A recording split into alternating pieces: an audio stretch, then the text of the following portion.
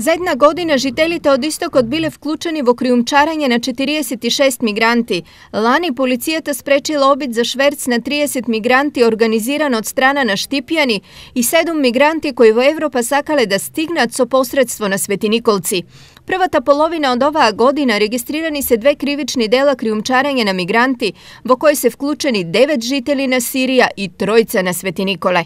За среќа, случаи на класична трговија со луѓе минатата и оваа година на територијата на источниот регион не се регистрирани, покажуваат податоците на Комисијата за спречување на трговија со луѓе.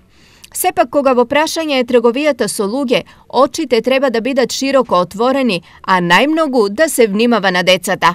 Се манипулирани, им се кажуваат лаги, невистини, им се ветуваат работи кои што треба да ги значи да тие ги доживеат, да се вработат, да речеме евентуално негде, им се ветува подобар живот, подобро работно место, подобра плата.